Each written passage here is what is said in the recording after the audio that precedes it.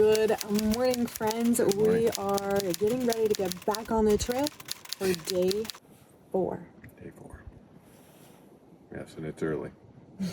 It's very early. So one thing to note is that we are actually doing things a little bit different today, and that is on day 4 and day 5, we are going to be day hiking the sections because they're pretty close to home for us, and we want to bring Coda, our dog, with us, but he has had a few little hip issues that we want to be careful of. And from our research, we have found that day 4 and 5, where we're going to be heading, it tend to be the hardest parts of the trail and can be a little difficult for dogs in Georgia, like the hardest part of the trail in Georgia.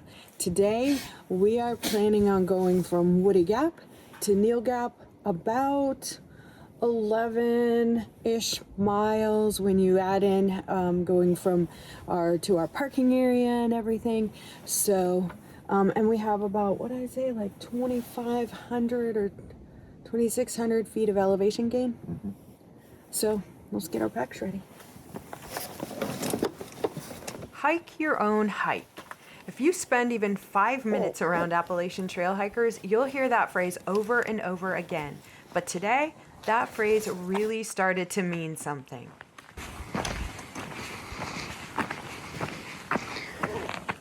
Here's your one chance, Fancy. Gotta go to the bathroom when you gotta go to the bathroom, you know what I mean? So hopefully you time it right, but it doesn't always work that way.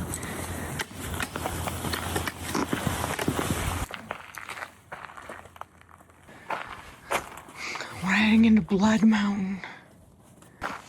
We stepped onto the trail early, like really early. Like headlamps on, can't see your own boots, early.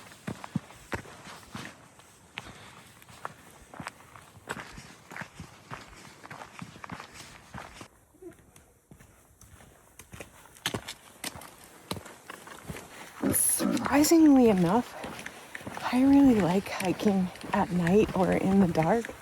It's so quiet and peaceful and just has like a different feel. It's like, I don't know, I really like it. I never thought I would say that. I have a feeling we're at the top somewhere because 1, it's windy. 2, I can see like lights and stuff way over there, but it's too dark. I really can't see anything. It's a little hazy too. But if we could see, I bet you we'd see something. Yeah, that'd be a long ways. So we are trying today to get to Neal Gap by 3 o'clock because the weather is a bit iffy. And that means we might be using our emergency poncho. We didn't bring our frog togs or like our big poncho because it's not like super high chance, but there's a chance. So hopefully we avoid the rain. Yeah, so you don't see too many trees like this with a built-in arch. That's pretty cool. One thing too is when you're traveling at night, I enjoy it a lot. However, you do need to make sure that you're watching where you're walking because the roots and the rocks become a little bit more treacherous when you can't see as well. Also, got to keep looking for those white blazes because navigation becomes a little bit more technical when you can't see as well. It's a little bit lighter out now. I wouldn't say the sun is up, but I don't think the sun's coming up today. So we don't need to use our headlamps anymore, but you can see through the trees and see the mountains. It looks so pretty. I don't know if you can tell in the camera. Even though the sun didn't make much of an appearance, the forest and mountains still had that quiet, majestic feel that only the trail can give you. There's something about hiking through the woods while the world is still waking up that makes everything feel a little bit more meaningful. It's officially time for breakfast. Breakfast this morning is our very own freeze-dried biscuits and gravy and sausage gravy. And I hope it tastes good because we haven't tried it yet. And we're doing something a little bit different. We have these Hyperlight little food bags, which when we got them, we were like, that's not big enough to put our big food bags in. And then we read what you're supposed to do to save some weight is take it out of the Mylar bags, put it into a freezer bag, and then put it into this bag and put the water in and eat it out of this like this. And one other thing that we did is we have done this time is we make lattes at home, and I really like our lattes, so we freeze dried our latte.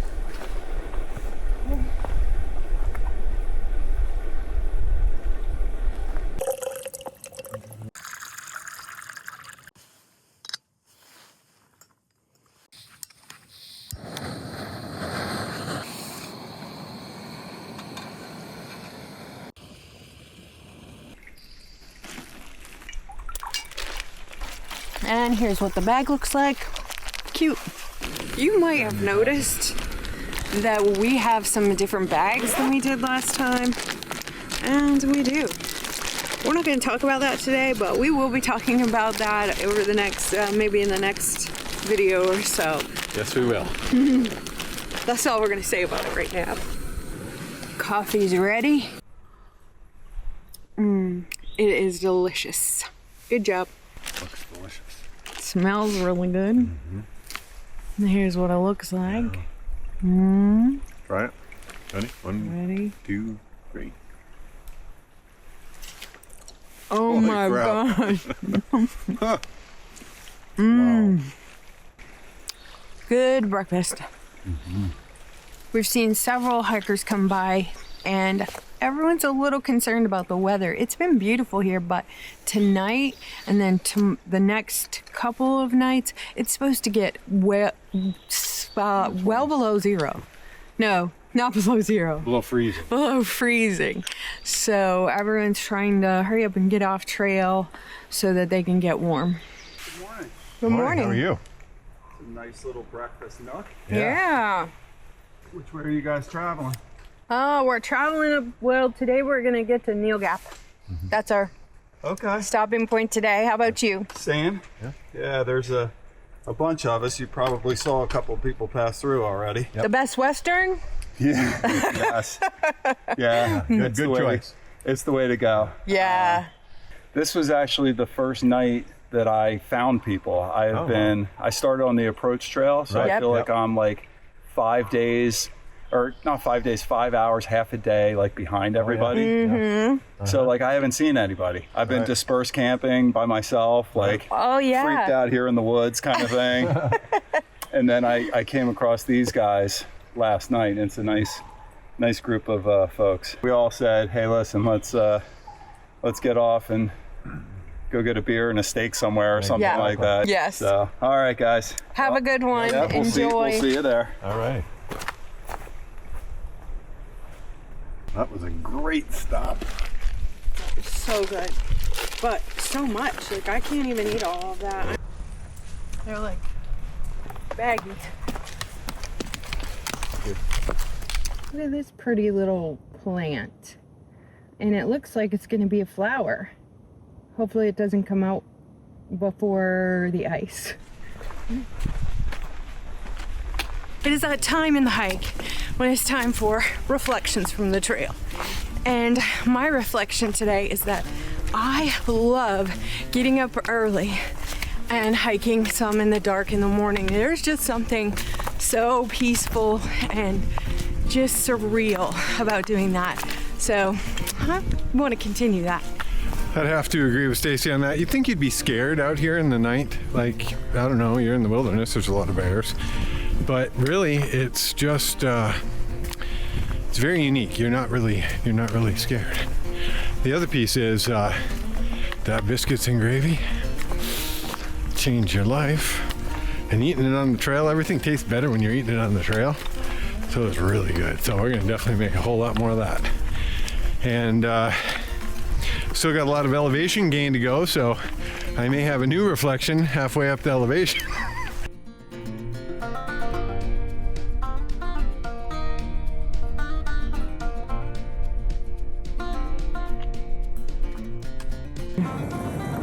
That's a big knot.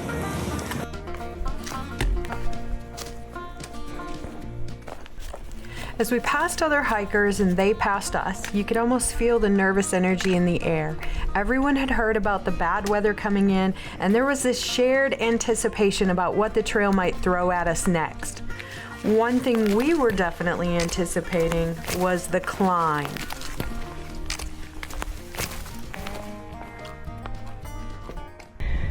So, we're about 5.38 miles in, but look at that.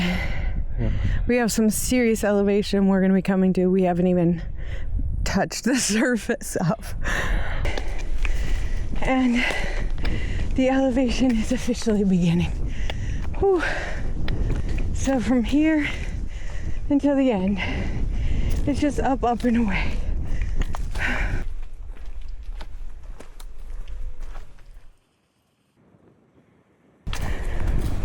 Super foggy up here. It's like we're walking up into the clouds.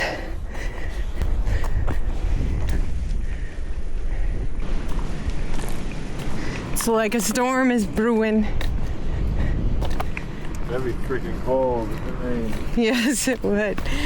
I hope we can avoid the rain. It's not supposed to be until later on tonight. However, this is Georgia.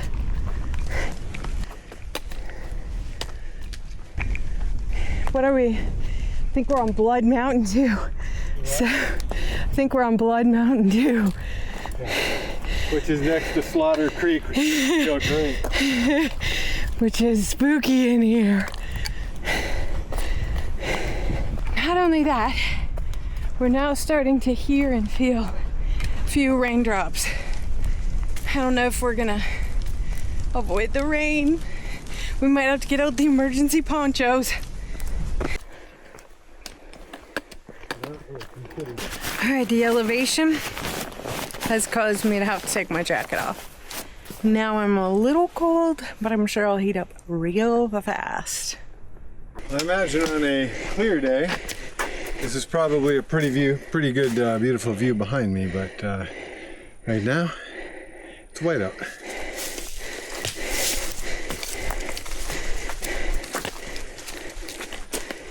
But I'm not complaining, because I'm hot. And if the sun was out and it was clear, I'd be on fire right now.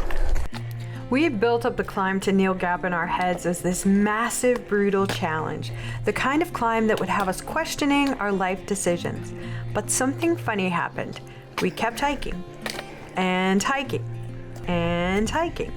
And suddenly we stepped onto the summit, and we kind of looked around like, wait, that's it? Turns out sometimes the hardest climbs are the ones we create in our own minds. And then came the second surprise. We realized where we were standing. The Appalachian Trail has several truly iconic spots, places hikers dream about before they ever take their first step. Places like Springer Mountain, McAfee Knob, Harper's Ferry, Klingman's Dome, and eventually Mount Katahdin. But 3 of those special landmarks are right here in Georgia, and today we reached one of them, Blood Mountain. This is the highest point on the Appalachian Trail in Georgia, and when we reached the top, hikers were just sitting there soaking it all in. No rush, no hurry, just taking in the moment. But there's something else special at the top of Blood Mountain. Just off the summit sits one of the most unique shelters on the entire Appalachian Trail, the Blood Mountain Shelter. It was built by the Civilian Conservation Corps back in the 1930s using massive stone blocks from the mountain itself. Unlike most shelters along the trail, which are simply wooden lean-tos, this one looks more like a small stone fortress perched right on top of the mountain. For decades, hikers have taken refuge inside those thick stone walls, escaping storms, wind, and cold nights. Standing there, you can almost feel the history of the thousands of hikers who came before, all chasing their own adventure along the same path. What really stood out, though, was the people. Hikers from every walk of life were up there. Different ages, different backgrounds, different reasons for being on the trail. And yet, we were all doing the exact same thing. Hiking our own hike. So we made it to the top. We're now on our way down. Yay. I like down better than up. So I'm thankful we've been up here before because it's so foggy, we would have missed some pretty epic views, and so I'm glad we got to see them when it was nice. But the sun is coming out a little bit, so I think, knock on a tree, we're not gonna get the rain.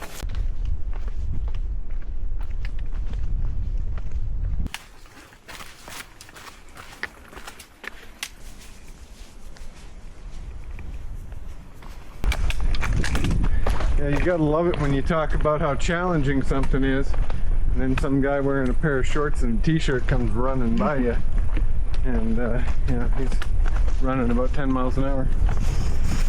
So it's challenging for us. We are on the home stretch. We have 1 mile left. So far we have averted rain, and it's been a beautiful hike. And 1 mile to the store, then we got to walk down the road 1 mile to our car. Wah, wah, wah. So we're ending at the infamous Neil Gap Mountain Crossing store, which they're like an outfitter. Apparently they're some of the best, and they can help you with your gear. They'll do like free shakedowns of your pack to see what you could do without, how you could lighten it, They'll what even things. provide shipping for you. Shipping back home, and they have a hostel there that you can stay at. So I'm excited to stop at this famous place. And apparently too, they have pizza, which we will not be partaking in. We know we're close because you can hear all the crotch rockets on the road and all the cars. I can see the road, and I can see the mountain store. We have made it. I'm so proud of us. As we crossed the road and entered the parking lot, we were greeted by emergency personnel searching for a missing hiker. It was a sobering moment. The trail is beautiful, it's life-changing, it's inspiring, but it also demands respect. The mountains can be unpredictable, and it was a powerful reminder to stay aware and grateful for the people who step up to help when things go wrong. Just beyond the parking lot stood the store, and suddenly everything felt surreal. We had driven past this place so many times over the years and never even realized what it was. Now it meant something entirely different. The signs, the boots hanging from the trees, and hikers walking around holding entire pizza boxes like they'd just discovered gold. You could feel the excitement and the relief. It's weird because So we made it almost back. Well, we made it to Neil Gap, but we have to get to our car. So it's now starting to rain. So we are in some rain, but it's just kind of sprinkling. It's not bad. So we should be to our car soon. Day 4 is officially finished. Yes. Another success. We are getting a little wet, but nonetheless, Not bad. it's not bad at all. So good times. For some hikers, this is where their journey ends. It's estimated that somewhere around 20 to 25% of hikers decide to stop by the time they reach Neil Gap. And you know what? That's okay. Actually, it's more than okay, because they did exactly what they came here to do. The moment you step under the arch at Amicalola Falls and begin this journey, you've already started something incredible. From that point on, the trail becomes personal. Your hike will look different from everyone else's.